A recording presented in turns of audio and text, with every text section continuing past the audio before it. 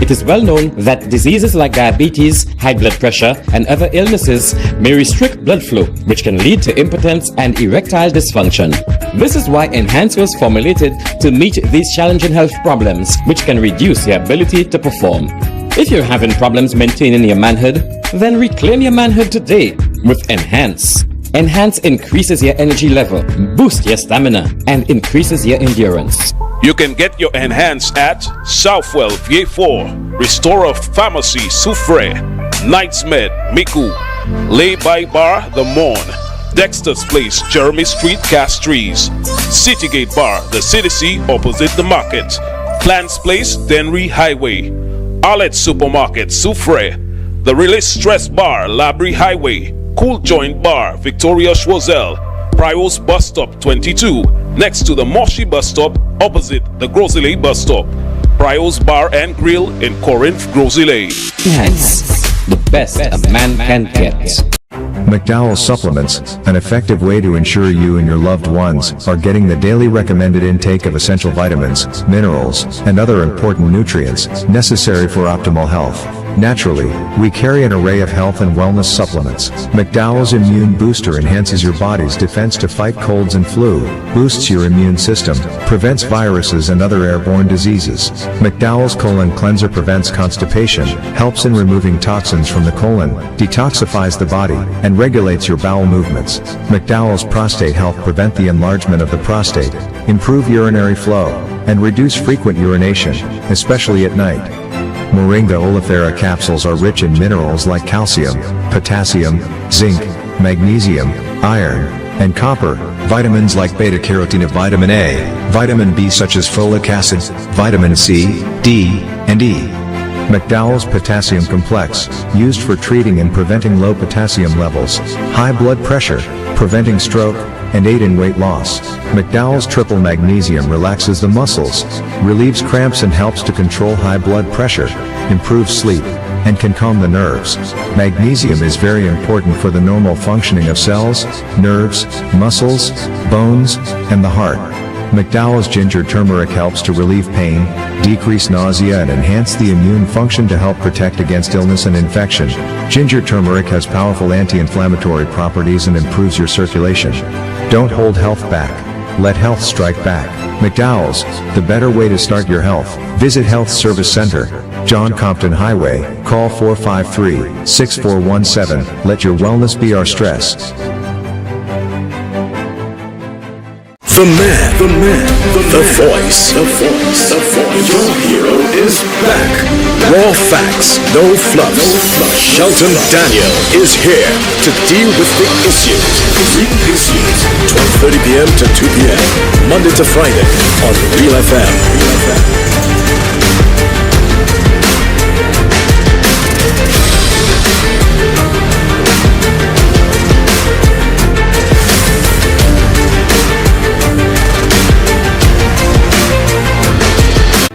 Live streaming has become one of the best ways to connect the funeral of a loved one with friends and family, both local and international. NBC Television will live stream your funerals on television and Facebook at a reasonable rate. With our state-of-the-art equipment, you can be assured that the quality of your funeral will be to your satisfaction. Call our office now and book your obituary and stream with us. 758-453-7458.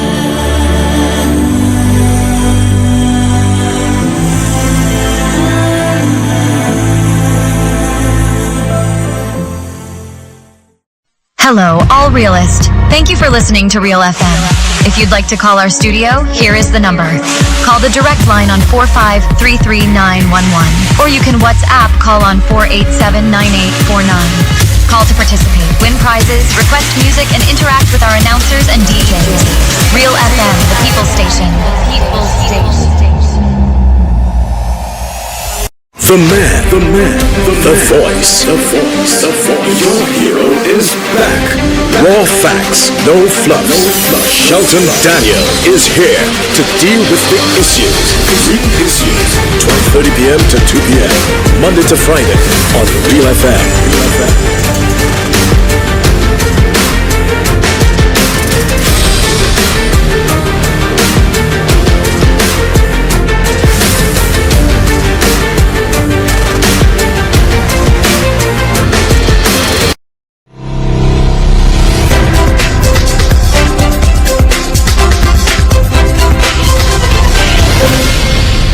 the man. Go ahead.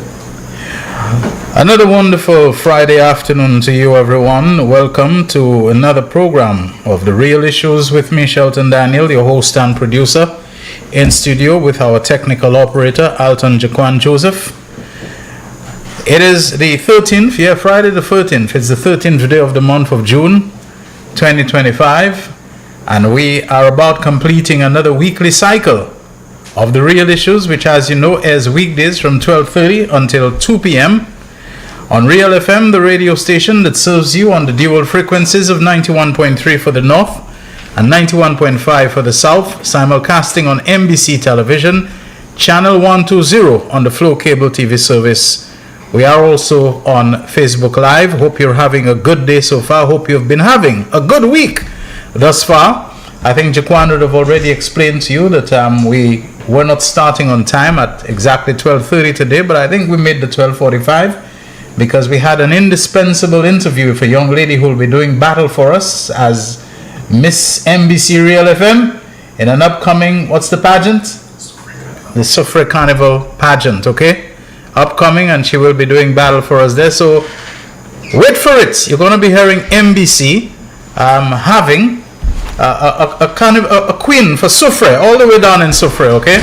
Our queendom, not our kingdom, our queendom will be, folks, there's no such word, before I make the children start saying queendom. But the manner in which the language tends to have sexist overtones and connotations, that even when it's a female monarch or sovereign on the throne, it's still a kingdom, so that's why I was trying to play that I'm a little bit of feminist. So just take it in stride, correct the children for me, please. That NBC will have its queendom as a result of Soufre Carnival, and we will be enthroned down there. I don't know if we'll want to relocate down there because of that, but I'm confident that just the name, the kind of brand, the pull and backing and power and strength of NBC, that we're going to capture this. I have a guest, as I told you yesterday, but that guest will be on with me after the 1 p.m. ad break. But the guest, unlike so many others, has come in early, and I'm very thankful for that. So he's standing by for any moment for us to join. But just a couple of things that I cannot let pass. One of them is news, the very sad news that has come of the death of the former government minister, former two-term member of parliament for the constituency of Labrie. He also served as a magistrate. He was a lawyer. Mr. Vellon John, we've heard about that. In fact, the person who posted it could not have found more appropriate words than to say that Mr. Vellon John has met his terrestrial demise, because that's how, simple, ordinary, short words were never enough for him. It would have been things like the terrestrial demise that he would have spoken about. And amazingly, he seemed to be prophesying almost his own death not too long ago, writing articles and putting up, what was it, a live post or something, doing a kind of a podcast talking about his imminent demise. So it appears that Mr. Vellon John knew that the end wasn't too far off for him. About 2 years ago, he invited me to his home, and up the morn, we sat inside. They had a very nice chat, reminisce. We have a bit of history together in the Labour Party, especially during the time that I served as the personal assistant and press secretary or press officer to the leader of the opposition, Honorable Julian Hunt. That office was upstairs, the ward building, at the corner of, we might say, on Bridge Street, really. During those years, I developed quite a friendship with the late Mr. Nicholas Ward. Already knew his sons, Nicholas and Imed, very well.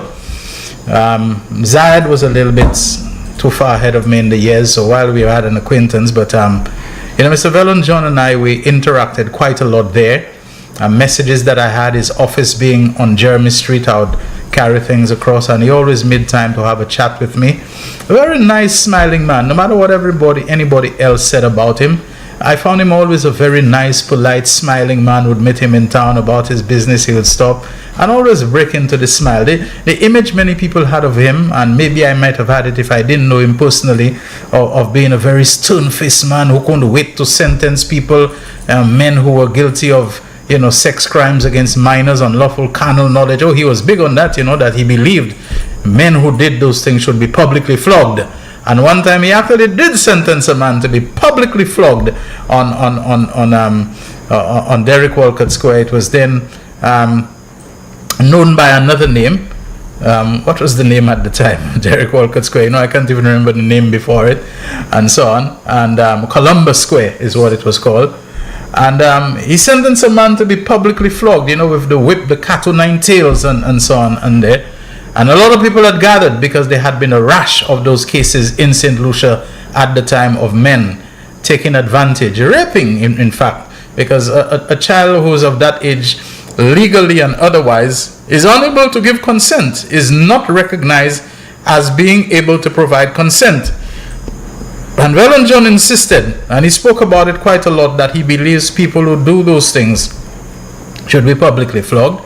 And a lot of people had gathered to see some serious cat o' nine whip going down in that fella's back.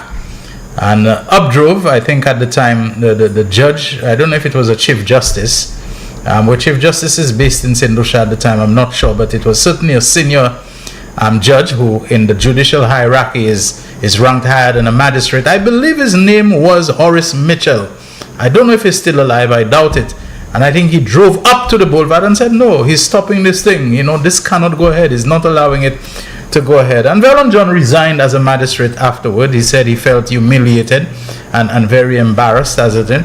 And there's a case for and against those kinds of things, that you have to be severe with people who do those kind of crimes against minors, against children, and so on, and you have to take a firm stance. But to this day, I'm not sure I would have been happy, that it would have left any good taste in my mouth for it to be a black man in public being flogged with cat o' nine tails and so on. Folks, whatever we say, the history of slavery, the history of the brutality that black people, African people have had to endure at the hands of an establishment, a system that was set up by white people, by colonial white people, by European white people, by English white people. And those kinds of punishments, especially in the Caribbean, you almost never would find them being inflicted on a white man, on an Englishman, on a European, on one of the colonizers. No matter all the crimes that they perpetrated against black people, including sexual crimes. A lot of the people who are so proud of their mulatto, half-white look, and, the kule wayayay and the half brown, which you could only get jobs in a certain telecommunications company, in a bank, if you were of that hue. I don't know how many of them would be so proud of that look and the sense of superiority it gave them if they knew that the history was some great-great-great-great-great-grandmother of theirs who was forcibly held down in some cane field or some cotton field or some other type of plantation and raped, by the white man, the boss who couldn't stand to have them close to him because they were vermin and so on, but who could for the sex, rape them and so on. And, even the children who came out of it were treated differently than the children of the European, the bastard children, if they were acknowledged at all. And the woman had to often go through the pregnancy all by herself. So I think maybe Justice Horace Mitchell, if I'm getting it right, these were the kinds of things which went through his mind. But Reverend John resigned as a magistrate. He wrote about it in the papers.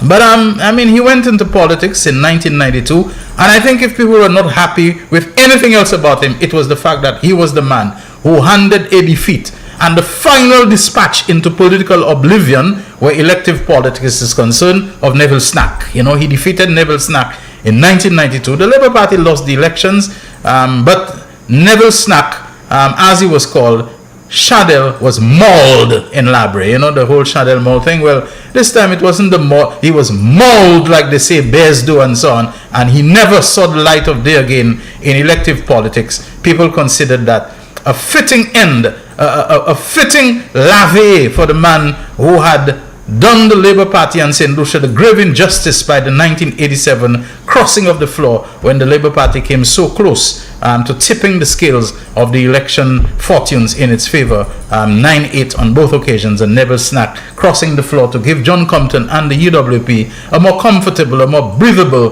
10-7 majority. Reverend John in the Labour Party, he became the deputy leader. Relations with the leader Julian Hunt became strained at one point, and then he surprisingly resigned. He reconsidered at a subsequent convention of the Labour Party. I think it was held in Vieux-Fort at that school which is near the Philip Maslin grounds and so on, and I think he reconsidered and took it back again. He claimed he was not being consulted, that Hunt was doing a lot of things without informing him as supposedly his close, bosom buddy and so on, as political and deputy leader and so on. But he reconsidered. And I have to say, at this convention, Julian Hunt really acquitted himself well. He conducted himself so good and so on. As soon as they went about for nominations for deputy leader, he recommended or he supported the nomination of Velon John again to be the deputy leader, to show, well, I have no bad blood against him. And when it came to a vote, Julian Hunt went up and he said, I want to recommend that the Honorable Velon John just be acclaimed as the deputy. In other words, don't even let that go to a vote and so on. And the whole room erupted in approval and so on. That was a big moment. Later on, something else, when I was at the leader of the opposition, and his office was somewhere, I think, in the area where, the subway is on Jeremy Street. I went to carry, because I felt the distance is short, I could have just carried it over. And I went to him and he said to me, I don't know, I never heard about this before. I said, you mean you were not consulted? And I remember his words at the time, Julian, sorry, but I was never the kind of shy Powell kind of person over small things, if you're listening. Sir Julian. I said to him and he said, man, let me tell you something. Don't worry what you saw at Viewfort and me being nominated and taken back. Julian will always be Julian, Julian will always be Julian. So I just have to learn to accept it. I left it at that, said our goodbyes, and I went back. But he stayed on until he didn't stand for election again. That was in the let me say that. He won in 92, he won in 97. To me, he went until 2006 when Alva Baptist stood for election and so on. So I'm saying that he stood for 2 terms. Maybe it was more than that, 1992 to 2002, and he didn't run in 2006. So he pretty much would have stayed there for 3 terms. My mind's a little foggy on that one, but I remember as if Alva Baptist replaced him in 2006 and sadly ended up on the losing side. The Labour Party, to many people's surprise, lost the election of that year. But when I came to his home, he shared with me works that he had published and that he had still not published. In fact, I think one of them he actually gave to me as a gift and so on. He said he hadn't published it, but he would let me have it so I could go through it and so on. I did, but I can tell you, typical Velon John, he would have you reaching for your dictionary, even someone like me, every other paragraph and so on. He was a man who clearly loved the big words, which he used, well and on point. But, as any person writing coach would tell you, don't go for the long and obscure word when you can get the short and easily understood word by everybody. Or if you're going to use big words, use them in a manner, in a context that even someone who don't know the meaning, they can kind of guess the meaning, by the way you use it, etc., etc. You weren't always that, but at the time I remember him telling me, do you know I'm 80 years old already? I'm 81 years old and I probably don't have much time to go. We shared a couple glasses of wine. He urged me to have a third one. I told him no, I was good, 2 glasses of red wine. Didn't feel tipsy at all, but I just felt, 2 glasses of wine, and then probably only because I had joined up with an old friend once again. And then he came to, I don't know if that's why he had invited me, but he told me he was interested in becoming the Governor General. And he wanted to know if I could have a word with Pip, He had this way, he never said Pip like everybody else. It was Pips, If you can tell Pips, I'm interested in being the Governor General and I think I have a lot to offer. I never brought this up with the Prime Minister, to be honest with you. At 80 or 81 years old, to be starting off then as being Governor General when there's another Labour stalwart, or at least the son of a stalwart, the son of the late Sir George F.L. Charles, being the acting Governor General at the time, we having just come away from Neville Snack and so on. I just kind of felt, it seemed like a bit of musical chairs of saying that I'm going to pick the man who defeated Neville Snack and the former MP for Labrie over the son of Sir George F.L. Charles, and I didn't see the point of it. Of course, a lot of people, they believe that I have a lot more connection and clout and reach and so on with people in power, which I don't. There's some friendships that are there of old, some familiarity, but I'm not the type of person to push and to exploit those kind of things. So I never told, and I kind of figure, if Velon is interested in being the Governor General, he has to me the history and the connection at a level even greater and more powerful that he can call the Prime Minister and say, hey, Pip, how about give me, a year or two as Governor General, whatever it was. Why me? Why channel it? So that kind of told me, hey, maybe, the communication and perhaps even the relationship may not be as great as that. So I may have told him, I'll think about it. I never did act upon that and so on. And Velon John, there's sometimes a little bit of danger in putting certain people in certain positions, especially when they have a background and a specialization, and expertise in something. Sometimes the worst thing to do is to make an agriculturist Minister of Agriculture, or to make someone who was a doctor and entered into politics Minister of Health. The mere fact that they have so much knowledge and so on, they can be difficult to work with, because rather than bring people together and consult, they feel they know enough to tell you that's the way it should be done, do it that way, and before you know it, resentment and bad blood. And I just figured, having been a former MP, former government minister, being a lawyer, having been a magistrate, they might give him a draft of a throne speech or a throne speech to deliver, and he might go for it and decide, no, he's going to cross out that and put that and whatever, not understanding the wider implications that he might end up blindsiding and taking the government and the Prime Minister by surprise and perhaps embarrassing them, all with good intentions, all with, good heart and good mind behind it, but he might end up messing up things a little bit. So this kind of thoughts crossed my mind and I didn't. But overall, a likable person, one that I personally liked, and we said our goodbye. He walked me to the front gate and so on.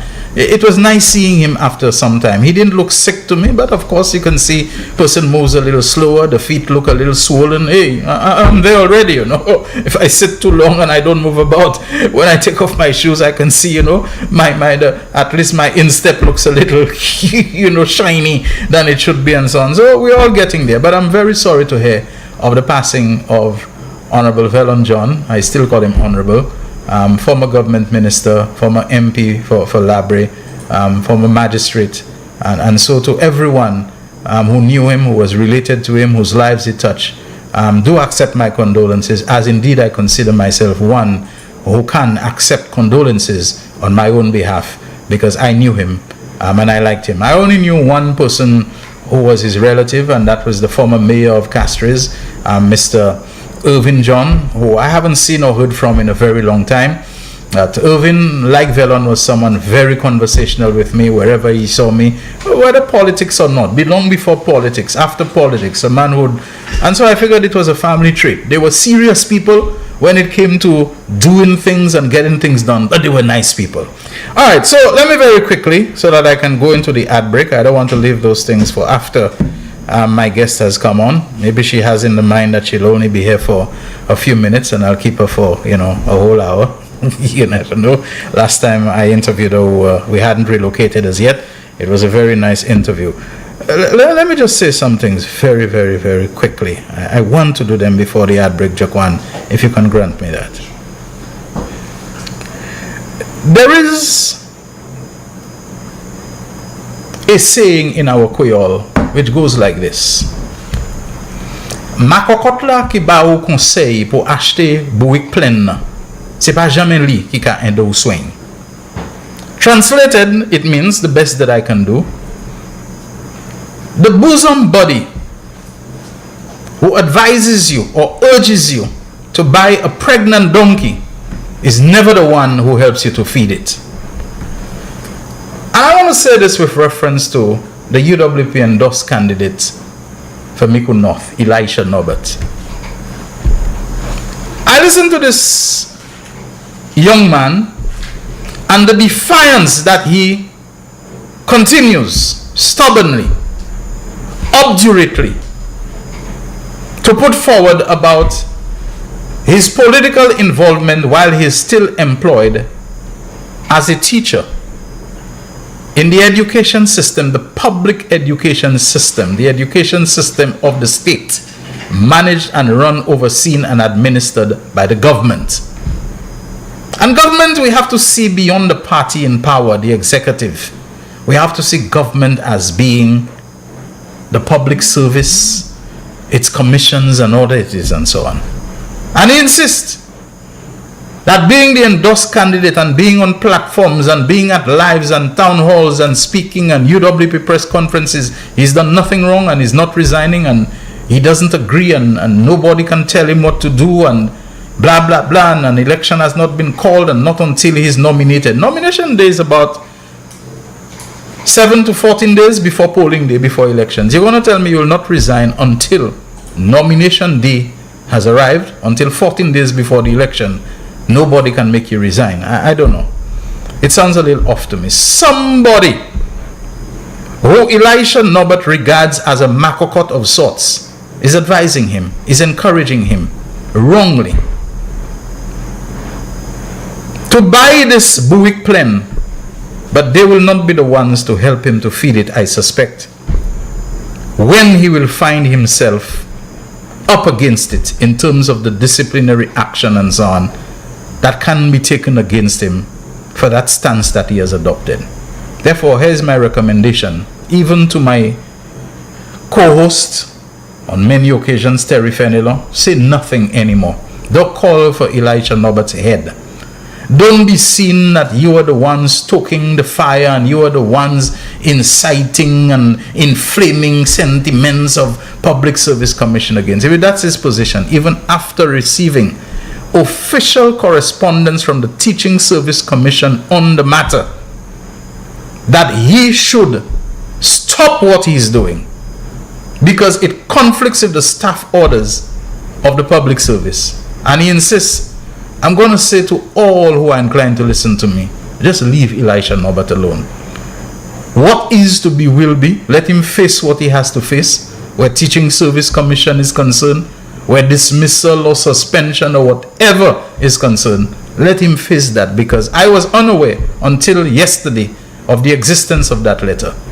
And if he wants to go by being defiant, by being stubborn, by being obdurate, let him take his chances. Let him go ahead and let whatever is to be, and let him face the music, because he seems to have that confidence that he is going to tough it out and even that he's going to prevail. Don't be seen to be the one who's on any campaign to force the issue on him, for him, against him. Leave it alone. He has chosen to buy the Buick plane. Let us see how he will feed it and who will help him to feed it. Real Issues will continue for our guest in a moment. The man, the voice. Your hero is back.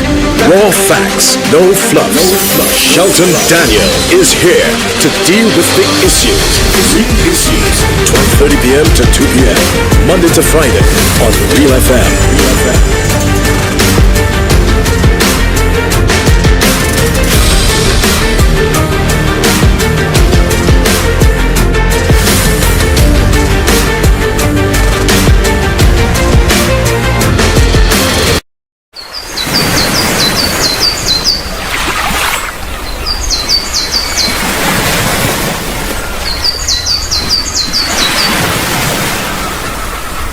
It is well known that diseases like diabetes, high blood pressure, and other illnesses may restrict blood flow, which can lead to impotence and erectile dysfunction. This is why Enhance was formulated to meet these challenging health problems, which can reduce your ability to perform. If you're having problems maintaining your manhood, then reclaim your manhood today with Enhance. Enhance increases your energy level, boosts your stamina, and increases your endurance. You can get your Enhance at Southwell VA4, Restorer Pharmacy Soufre, Knights Med Miku, Lay by Bar The Morn, Dexter's Place Jeremy Street Castries, Citygate Bar The City opposite the market, Plants Place Denry Highway, Arlette Supermarket Soufre, The Release Stress Bar Labrie Highway, Cool Joint Bar Victoria Schwazel, Prios Bus Stop 22, next to the Moshi Bus Stop, opposite the Grosley Bus Stop. Prios Bar and Grill in Corinth, Grosley. Enhance, the best a man can get. McDowell Supplements, an effective way to ensure you and your loved ones are getting the daily recommended intake of essential vitamins, minerals, and other important nutrients necessary for optimal health. Naturally, we carry an array of health and wellness supplements. McDowell's Immune Booster enhances your body's defense to fight colds and flu, boosts your immune system, prevents viruses and other airborne diseases. McDowell's Colon Cleanser prevents constipation, helps in removing toxins from the colon, detoxifies the body, and regulates your bowel movements. McDowell's Prostate Health prevent the enlargement of the prostate, improve urinary flow, and reduce frequent urination, especially at night. Moringa oleifera capsules are rich in minerals like calcium, potassium, zinc, magnesium, iron, and copper, vitamins like beta-carotene, vitamin A, vitamin B such as folic acid, vitamin C, D, and E. McDowell's Potassium Complex, used for treating and preventing low potassium levels, high blood pressure, preventing stroke, and aid in weight loss. McDowell's Triple Magnesium relaxes the muscles, relieves cramps and helps to control high blood pressure, improves sleep, and can calm the nerves. Magnesium is very important for the normal functioning of cells, nerves, muscles, bones, and the heart. McDowell's Ginger Turmeric helps to relieve pain, decrease nausea and enhance the immune function to help protect against illness and infection. Ginger turmeric has powerful anti-inflammatory properties and improves your circulation. Don't hold health back. Let health strike back. McDowell's, the better way to start your health. Visit Health Service Center, John Compton Highway, call 453-6417. Let your wellness be our stress. Live streaming has become one of the best ways to connect the funeral of a loved one with friends and family, both local and international. NBC Television will live stream your funerals on television and Facebook at a reasonable rate. With our state-of-the-art equipment, you can be assured that the quality of your funeral will be to your satisfaction. Call our office now and book your obituary and streaming with us. 758-453-7458.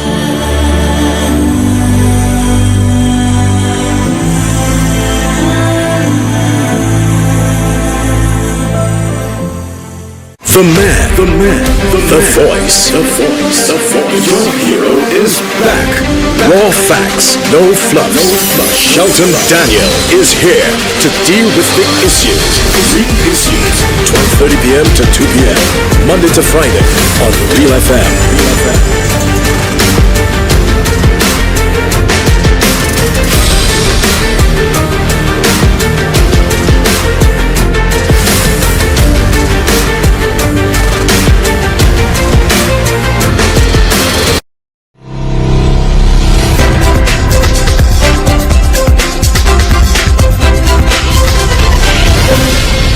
Thanks for staying with The Real Issues, powered by Blue Waters, on this Friday, the 13th of June, 2025.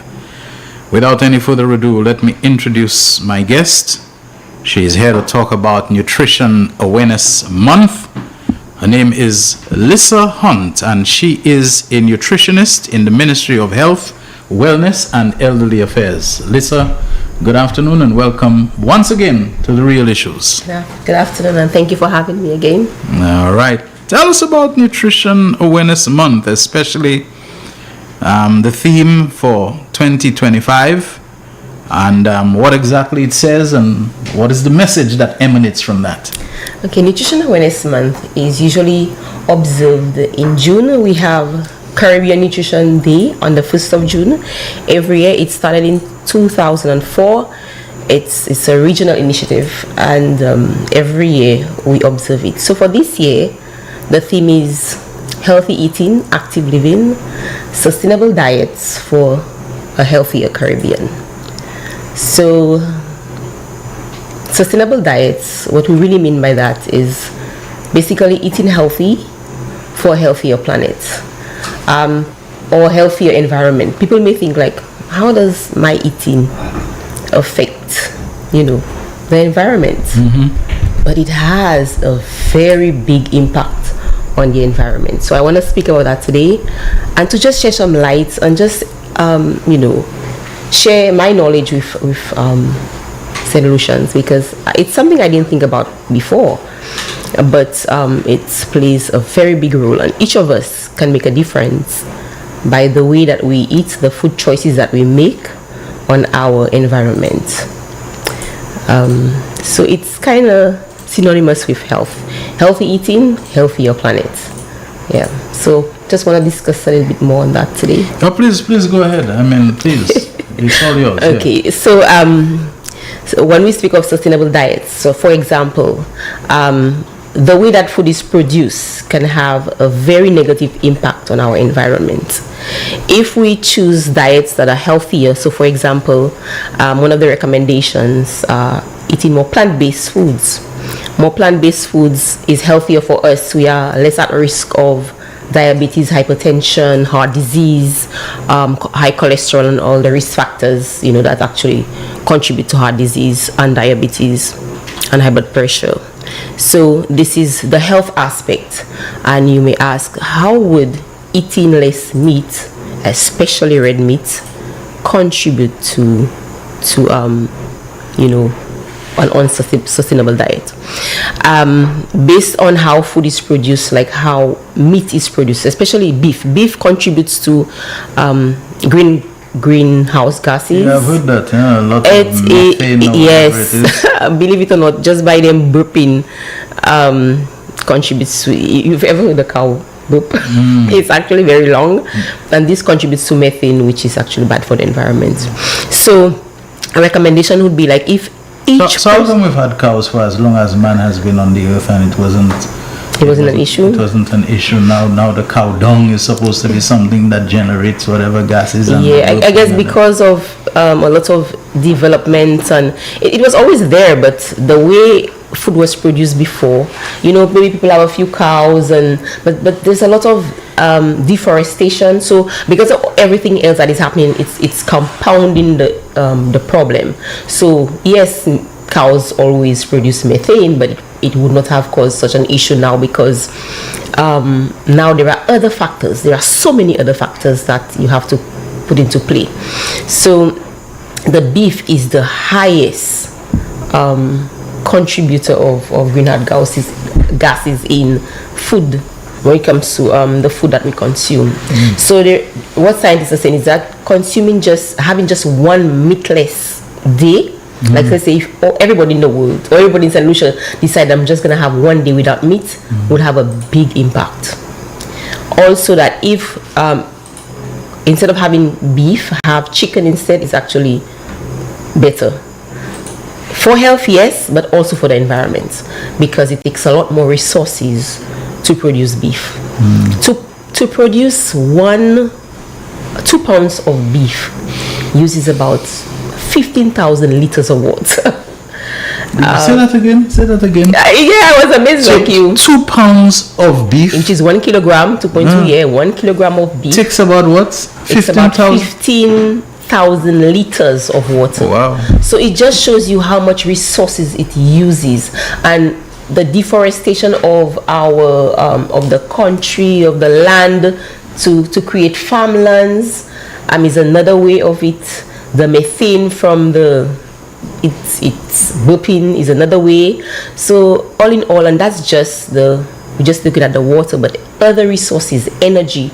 So that's why it's like not the healthiest choice for our planet or for our earth or for the environment, and it's also not the healthiest for our bodies. So meat and also processed meats is the same. They use a lot of energy, and they're saying that there's no benefit to it because of all the natural resources that it uses. And so we are promoting that people eat more of a plant-based diet. Now, we're not saying people cannot eat meat. Yes, you can have your chicken, you can have fish, poultry, chicken or turkey, but beef is something that we should have sparingly. So that's one aspect. Another way of helping our environment is by reducing waste.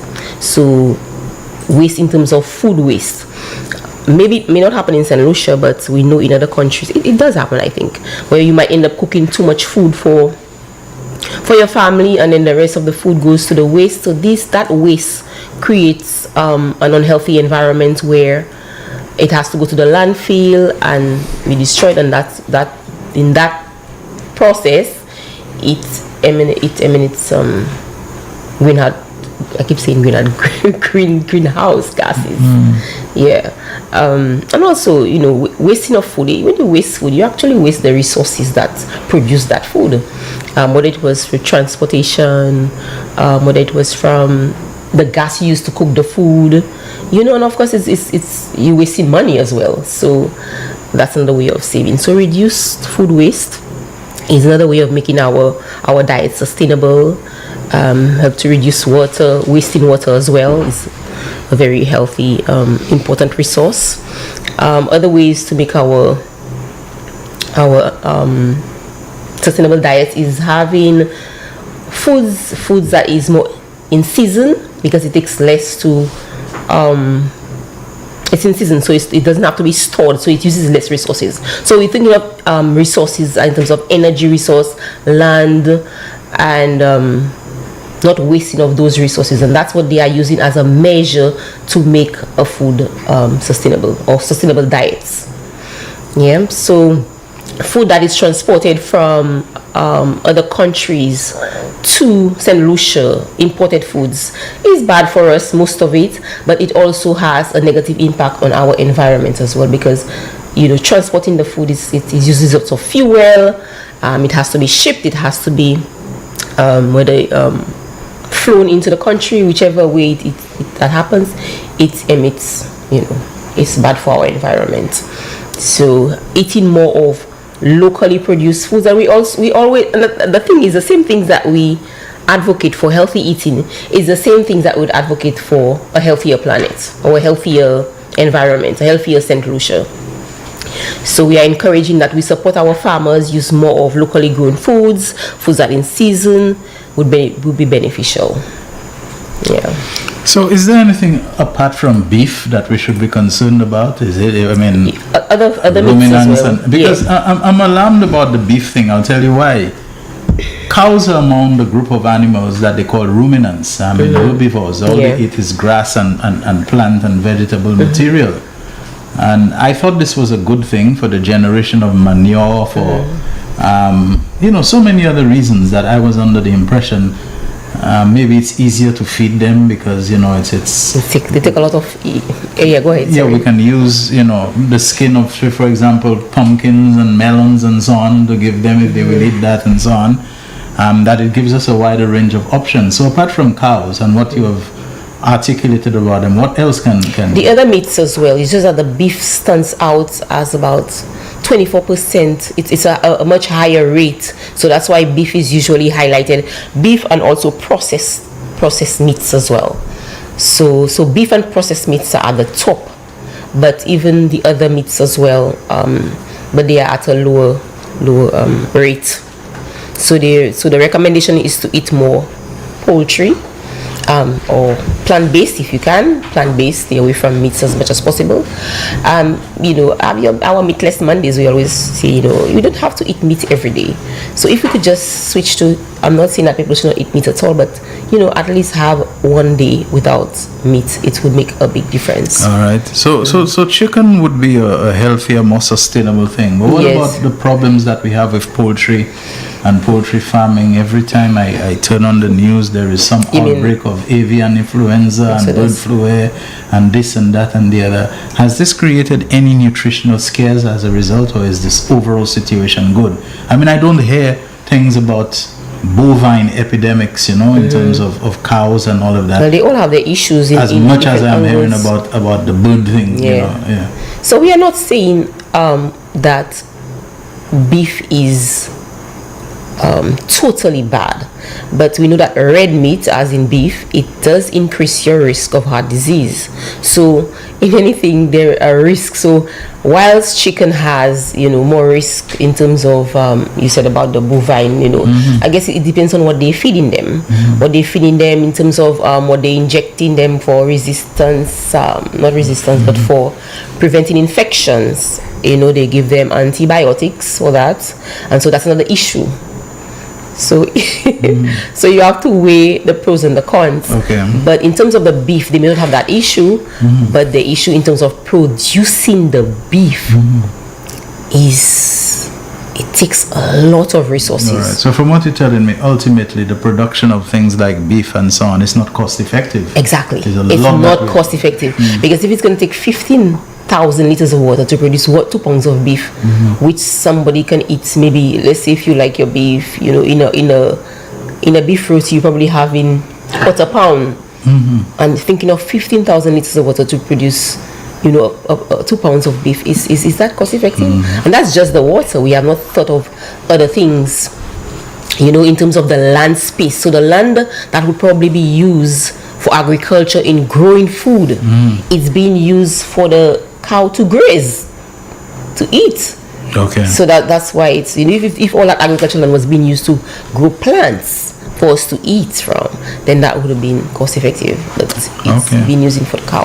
All right. Any other nutrition issues that we have to be, you know, concerned about? I mean, I know it is recommended that we have a certain amount of servings of fruits and vegetables every week, if not every day, and so on. So in that sustainable diet, we are promoting that people consume more fruits, vegetables, legumes, which are peas and beans, and your nuts, provisions, so all the plant-based foods, and to cut back on the processed meats, the processed foods. And by processed meats, what are we talking about? Sausages, corned beef, the delis, all the delis, like ham and all those delis, the ham, and you know there are so many of them.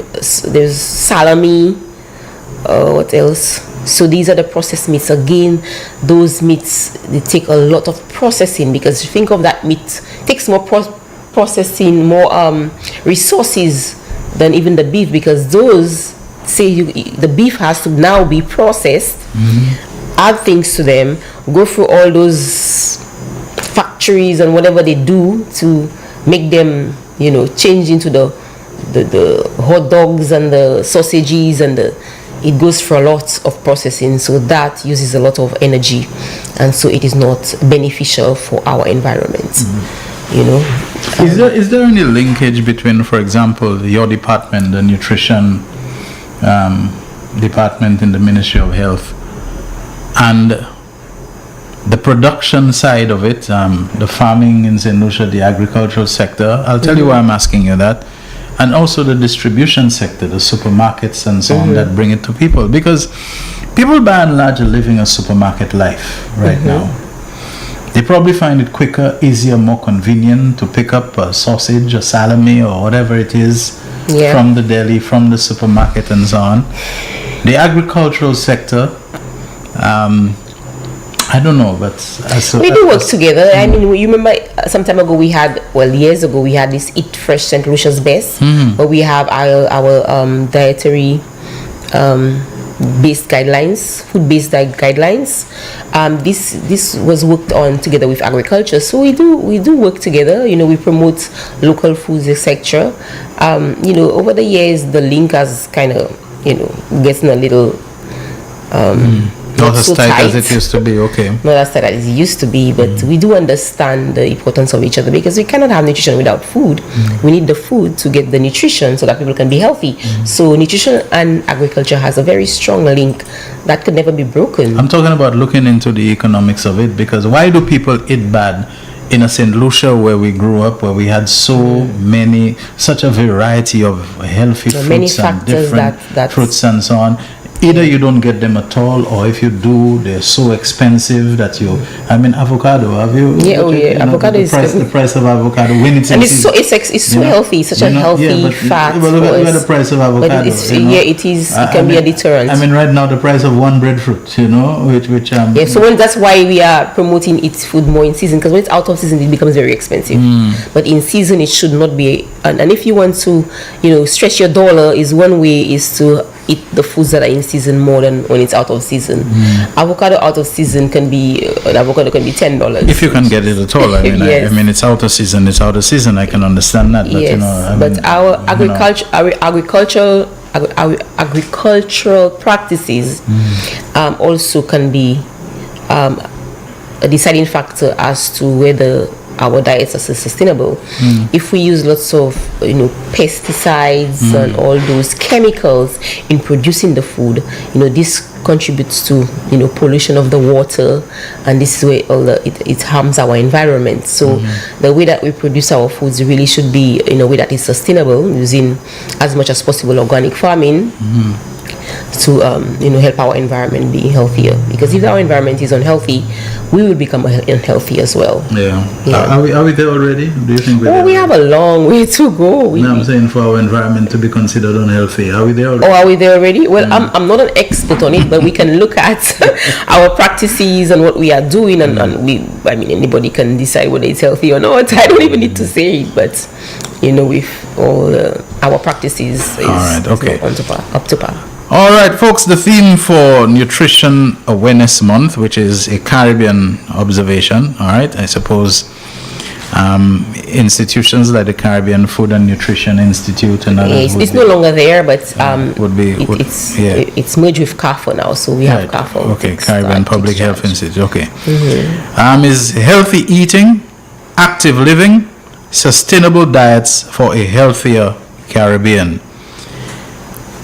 And the nutritionist from the Ministry of Health, Wellness and Elderly Affairs, Miss Lisa Hunt, is our guest in the studio today, and she's been speaking about that. We are about going into another commercial break, but when we come back, I'll be asking her about any specific activities that have been planned or are ongoing to bolster the observance of Nutrition Awareness Month. And I'll also be asking you a question and putting you on notice for if there were between 1 and 3 things that you can say you would like to see achieved as a result of Nutrition Awareness Month, not restricted to the month, but 1 to 3 that you want to see achieved, that you believe are the desirable outcomes, what would those be? We talk about sustainable living. We talk about active. It's already in my mind. I know what I want number 1. All right, wonderful.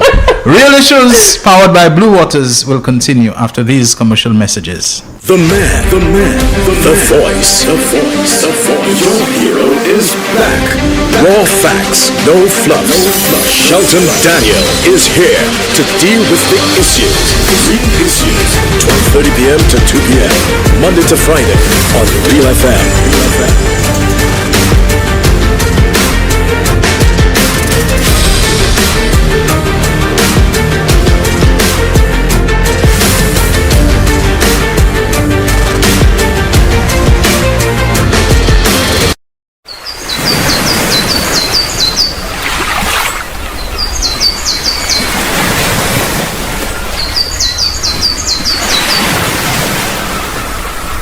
It is well known that diseases like diabetes, high blood pressure, and other illnesses may restrict blood flow, which can lead to impotence and erectile dysfunction.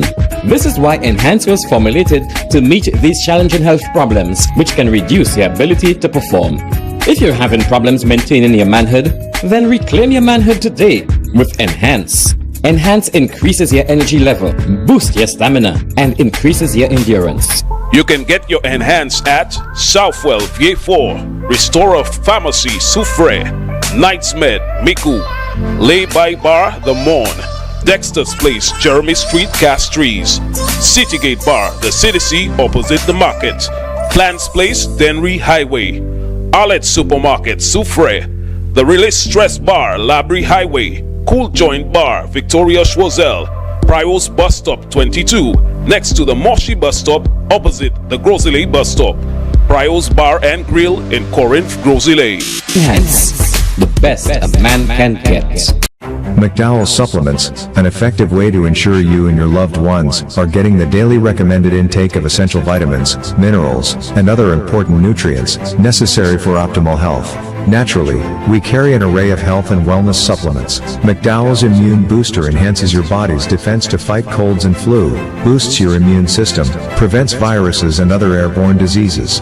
McDowell's Colon Cleanser prevents constipation, helps in removing toxins from the colon, detoxifies the body, and regulates your bowel movements. McDowell's Prostate Health prevent the enlargement of the prostate, improve urinary flow, and reduce frequent urination, especially at night.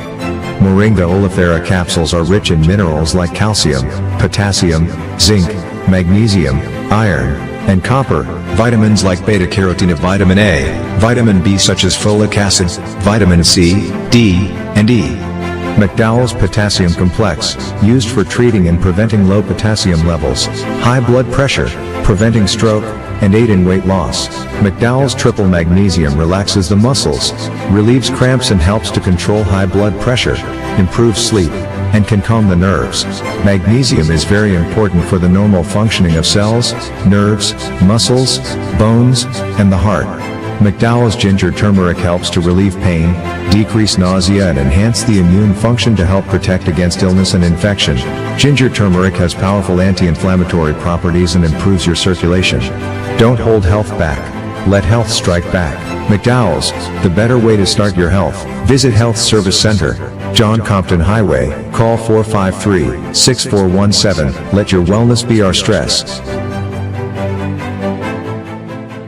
The man, the voice. Your hero is back. Raw facts, no fluffs. Shelton Daniel is here to deal with the issues. 12:30 p.m. to 2 p.m. Monday to Friday on Real FM.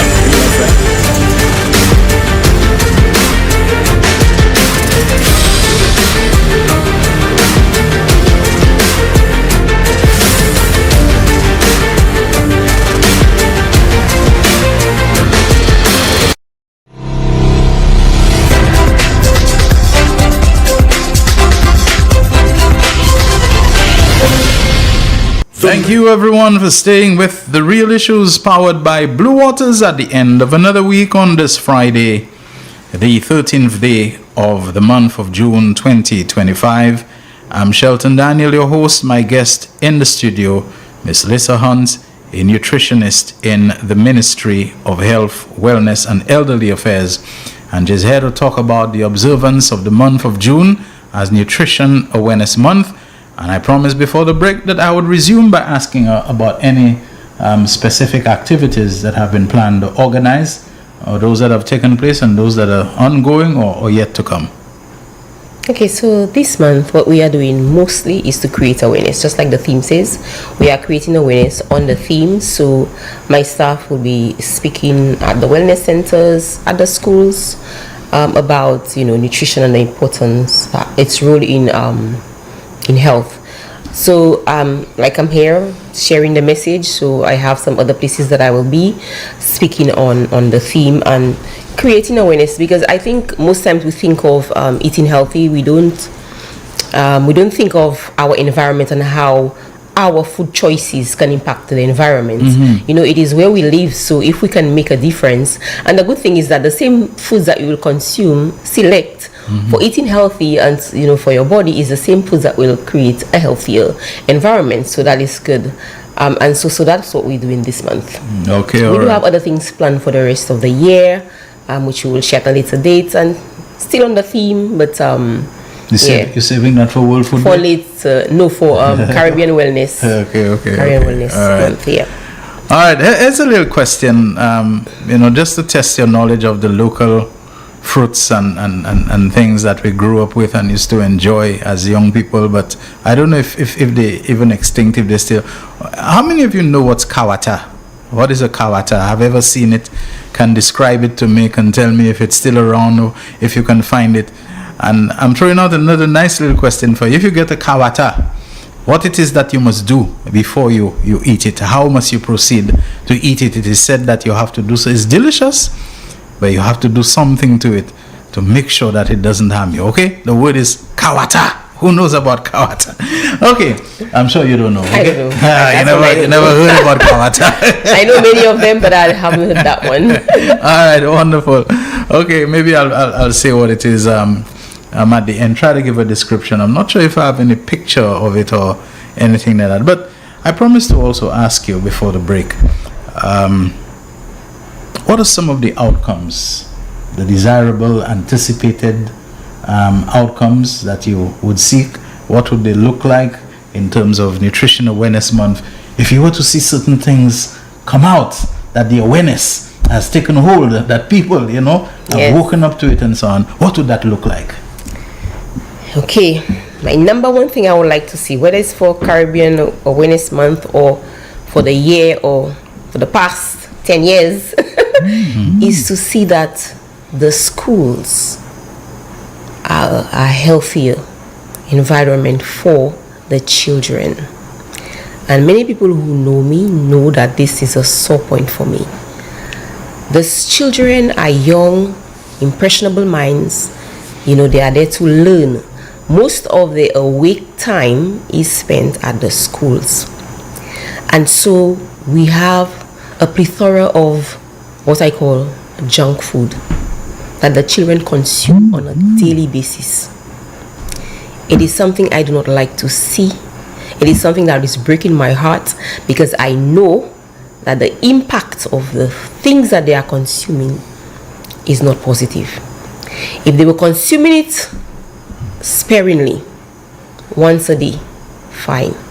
But sometimes, early morning time, I have seen preschool children drinking soft drink, drinking malt, when you should be having something warm, a meal that is going to feed your brain, to eat, to help you learn well.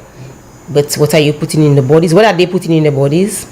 Sugar, high fat, trans fats, unhealthy fats, high salt, and chemicals. Because a lot of the foods that are not natural, they have lots of chemicals, additives added to them to help preserve them, to help give them color, to help give them flavor. So if there is anything I would like to see, is that our children at the schools have healthier options, that they can consume food that helps them to grow and to fight the NCDs, non-communicable diseases that we are battling with, that is in the higher percentage of death in St. Lucia.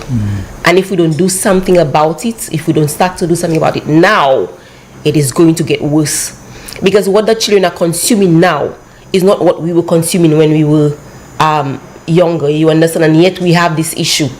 So why are we not consuming those things? Is it because of availability? Or, I'm going to ask you this, and you mean why we're not consuming it before? Yeah, no, why are we not consuming better foods and so on, and the fruits and all of that? Is it because they're not available, they're not as abundant? Or is it that we have reached a stage in life where the bad foods and the bad eating have become prestige symbols, so that it looks a lot more prestigious to go get a pizza? There are many different factors and to go get a fast food, especially since they're connected to some very well-known prestigious brands. Because the advertisement, the marketing of those foods play a really big part in why we select those foods. In some cases, it might be because it is cheaper. In some cases, not all cases, it may be cheaper. But I think it is more available. The unhealthy food is more available, because if you go at the schools right now, I might highlight schools a lot. Would you see fruits available for the children to select if you go to the canteens? No. Now, we did a research. It's a long time ago. And not only that, apart from the canteen, as a young boy going to, for example, Monrepo School, lunchtime, there's always a grove of guava trees down there. That was then. So what would happen? We would go and pick it.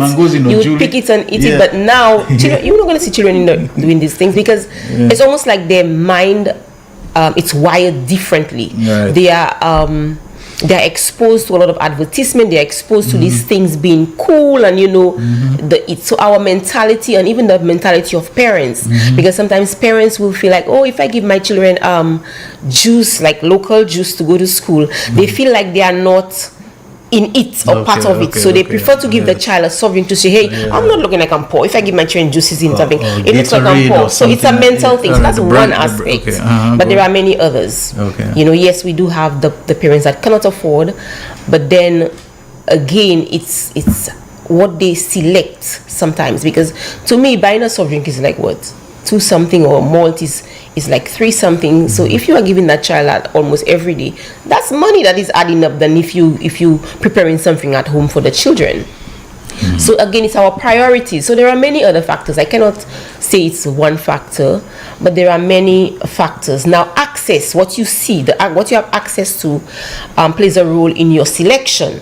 And I say this because when we did a survey at schools about 10 years ago, we looked at the access. So schools where soft drinks were available, the children consumed more at those schools, whereas those where it was not accessible at or near the schools, the intake was less. And so this is why we always, try to encourage and promote healthy eating at the schools and remove the access of those unhealthy foods. Some principals have done it on their own. They have taken it upon themselves to do it. But are they getting any pushback as a result? I mean, because people feel threatened if you try to take out the soft drinks from the schools. Yes, that you might be hurting their they will not students get. Yes, they get threatened in a way where because they use them for promotion, sponsorship. So sometimes you find those companies sponsor them. And so that might be affected. So that might be a reason. But I always say the health of a child should be utmost. The health of anybody should be because like somebody, I'm going to steal a quote from somebody. If we don't promote wellness, we'll have to deal with the illness. Okay. And so this is what we are dealing with right now. All right. Anything further from you? Is it one thing you want to know I wanted to see, or something else you wanted me to see? Is it three things? Or? I told you 1 to 3. 1 to 3. Okay. What does it look like in terms of achieving the objectives? So something else I would like to see is that healthy foods be cheaper and unhealthy foods more expensive. If we are trying to make advocate putting the tax on the soft drinks and increasing the price because of it? It deters people from buying. And so it's not about making money, it's about making healthier choices. So if you make something that is healthy cheaper, I can tell you it will sell. And it's really safeguarding the health of our people. And so you will have less CNCDs, and so it's beneficial for the country. If not, we'll just have the trend will continue. In fact, it will increase, and it will affect our economy. I know it sounds like we are just talking, but it's a reality. Let me give you an example. That NIC had a workshop a couple of weeks ago, and do you know that they presented some statistics? I cannot remember all the millions, but in a month, my mouth literally dropped on the ground. In a month, they are disbursing millions of dollars in absenteeism and treatment just because, not absenteeism, but payment for people who are being, gone to the doctor, etc. And NCDs is at the top. Wow. Millions. It was a lot. I don't want to say it, so I don't want to quote the wrong. It was 2 figures. Millions of dollars every month in Little St. Lucia. Yes. So I said, can you imagine what these millions will be doing for us? Yes. So it's not a joke. I know people hear me a lot on speaking on it, but I will keep on speaking on it because it's important. And my heart is with the children because they're young and they have impressionable minds and they may not make the right selection, but we the parents are supposed to do it for them, and as a country we need to make the environment enabling. Okay, all right. Okay, my time is up. Can I open the phone lines for people who may want to ask a question about nutrition and Nutrition Awareness Month, etc.? Yes. All right. 487-9849. That is the mobile number on which you can WhatsApp call us. 487-9849. And you can also call us on 4533-911. I think we're getting our first call already. Real Issues, you're on the air. Go ahead. Yeah, thank you. Yeah, hi. Thank you very much. Hold on a second. The monitor just cut off. Thank you very much, my brother. I was hearing you loud at first. I just really need to compliment your presenter. All right. What did you say? Say it again. Yeah, I just want to compliment your presenter or guest. Oh, Miss Hunt. On the issues of her knowledge regarding the things that we've been discussing, relating production and health and economics and them issues there. These are very, very important issues for St. Lucians to really understand. But we also have to understand that St. Lucia, as a given little country in the Caribbean, that really depends a lot, or maybe too much, on the external forces as far as the production of food, distribution of food, and consumption of food is concerned.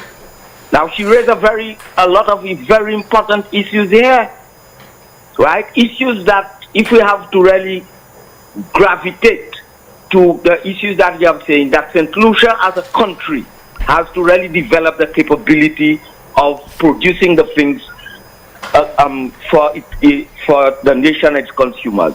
But whilst we say that, we have to understand the push and the influx over years that capitalism and the production system under capitalism have really caused our consumers here in St. Lucia, economically, culturally, and otherwise, to gravitate to the foods that are not healthy for the population. I have gone to countries, my brother, and visited farms in terms of production systems where I have seen maybe thousands of pigs in a feedlot being fed in a feedlot on the computer system, but the other issue is the hormones that they inject in the food for the pigs. Cattle the same way. You go in countries and you see production systems for cattle, many cattle, man. I cannot even describe how many. But they are being injected and they are things with the hormones. And why the hormones? So that they can produce, they can grow fast, producing. And see, chicken. And I want to say that I don't want to really inject a political thing in light of what is the conversation is going there. But it really highlights the ignorance of the comrade here, I should not comrade, man, I answer. Guy Joseph on his ignorance about the question of the government placing, what you call it, sanitary napkins in school. You know, there's a study, or there have been studies, which actually relate or connect the development of puberty in young girls, young women, because of the hormones that are placed in chicken, because of the production of system of chicken. It showed that these young girls really get into puberty faster than the normal thing here. That is a very important issue. We are faced with the advertisement we get on our TVs all the time about all these foods that are not there. It's a very, I don't want to disappoint the sister there. She made a very, very important case for this thing here. But how do we orientate the minds of our population to gravitate? I know some very good friends who are vegetarians, and what's my comrade name there? A long time I haven't heard him or even seen him. I read articles about him. Jimmy Fletcher. Jimmy Fletcher is a vegetarian. Somehow I get to know that. Didn't know that. Right? I hope he's not too disappointed with what we heard there, because these are very serious issues, and that's what I would like to say. In addition, but you raise other issues here that have some very important debate, political debate, on how we go forward as far as inclusion. I'll leave that on the side, not to disparage the sister who raised the issues here. Thank you very much. All right. Okay. Thank you very much as well. 487-9849, that is the number on which you can WhatsApp call us, 758-487-9849. And you can also reach us on 4533-911. Now, someone said they haven't heard anything about kawata. Let me tell you, the kawata is a very low-growing cactus-like small plant, and when it fruits, it sends out this little fruit which looks like a banana. You know, it's very low-growing. You'll find it in kind of rocky, dry places, like in the little crevice of rocks and so on.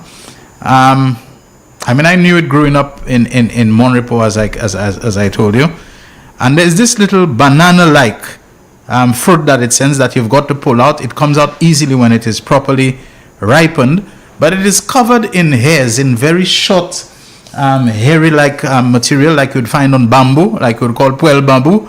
Well, this one is puel kawata, and it is said to have detrimental, deleterious, maybe even deadly effects if you were to eat that little puel. You know, bamboo is also said to be the same, that it can be fatal if you eat puel bamboo and this kind of thing. So you have to be careful. Maybe it's exaggerated, but in order to eat the kawata, when you got it, you have to know when it's ripe. And like I said, it came out very easily.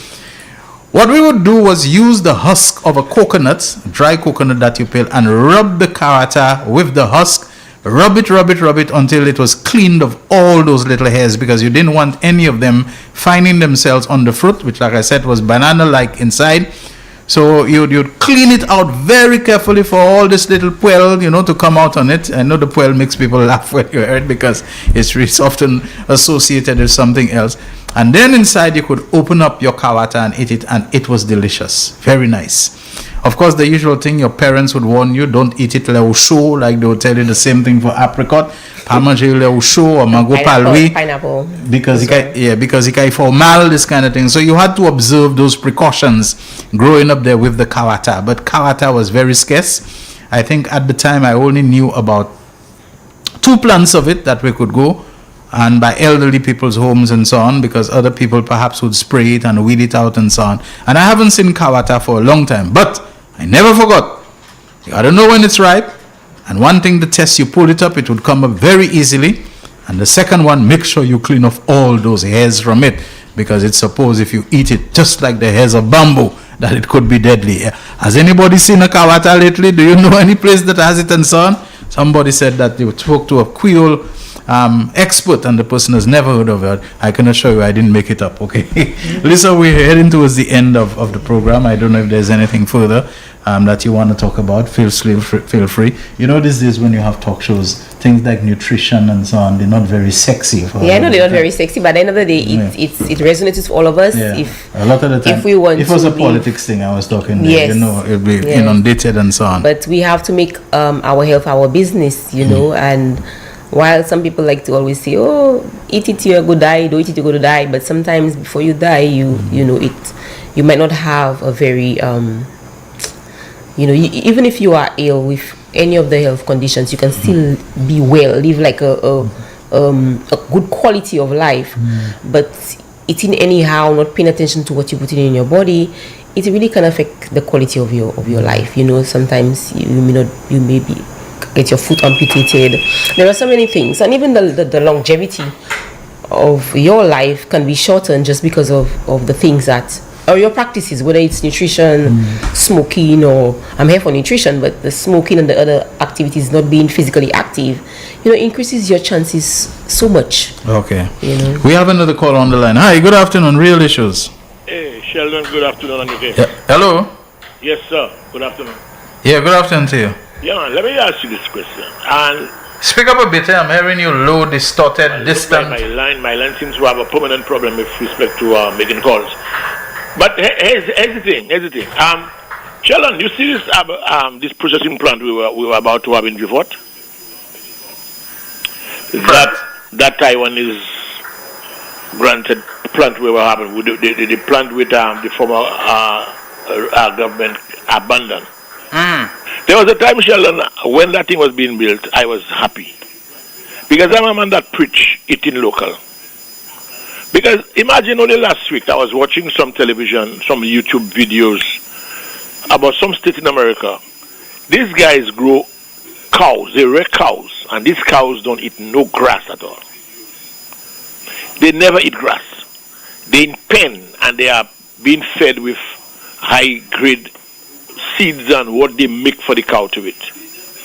Now, when that processing plant was being built, I saw this country go in places where you might have farmers that are growing sheep, goat, cows, perhaps pig and everything.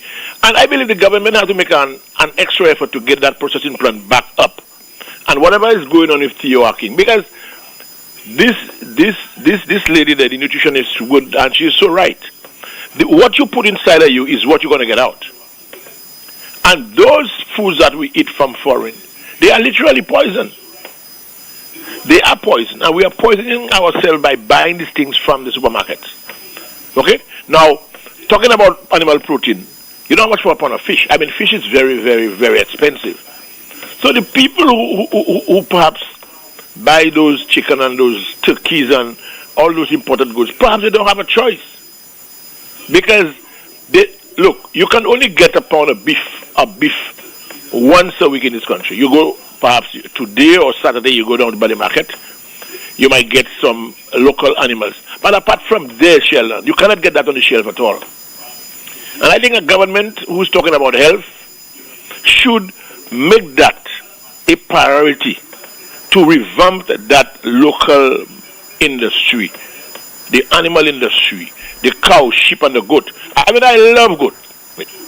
You cannot go here now and buy any local goat on the market right now. Now, that's a shame for the amount of grass we have in this country. And one would agree that a goat is not a large feeder of goats eat little twigs, little vines, you know what I mean? And it is a shame. we have had that culture of relying on imports too much. Whereas sometimes we are not to be blamed because of their unavailability and the price impact that it has on our pockets. But the government has to, whatever is going on with Teoaking, get that damn property back. Get it back. And revitalize that abattoir and let the farmers start rearing cows, rearing sheep, rearing goat. That is one of the areas that we need to work on in this new administration coming up. The other government, well, of course, I'm expecting Labour Party to win handsomely. But we have to look at that food chain, which is the meat aspect of this country. Because in the absence of that, bro, chicken will be boss. Okay, good. Thank you very much. Thanks a lot. He made a point I just want to add to. We have about 1 more minute, so wrap up here. So the beef produced here would be healthier than the one that is imported, because the beef we have here, they are the cows are grass fed, so it would use less of that energy. The ones that are imported, they do feed them with grains. So a lot of the grains, like corn that you see in landfills, most of it is actually to feed the ruminants. And maybe are genetically modified. And yes, so the ones locally would be better. Okay, all right. So thank you so very much, Miss Lisa Hunt, nutritionist in the Ministry of Health, Wellness and Elderly Affairs. Thank you very much, everyone. I know you're listening, even though maybe the topic isn't one that would have inspired you to call. We didn't have much time for the calls anyway today. Thank you very much, Jaquan, for another great job at the controls. And if only 2 calls that we got. I think we had a great week, everyone. Let's start doing this again, God willing, all things equal, from Monday next week, 12:30 until 2 p.m. on Real FM Radio, NBC Television, and the Facebook Live. Shelton Daniel saying enjoy the rest of your Friday and your weekend safely. Goodbye. The voice. Your hero is back. Raw facts, no fluff.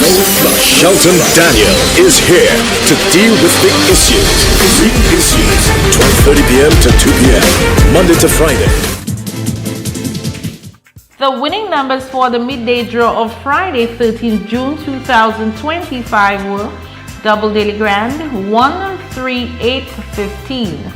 Big 4, 2, 7, 5, 7. Big for Multi-X, FP. Pick 2, 1, 7. Pick 2 Multi-X, FP. 1 off, 3, 2, 5. Lucky 3, 4, 8, 4. Lucky 3 Multi-X, FP. The voice. Your hero is back. Raw facts, no fluff.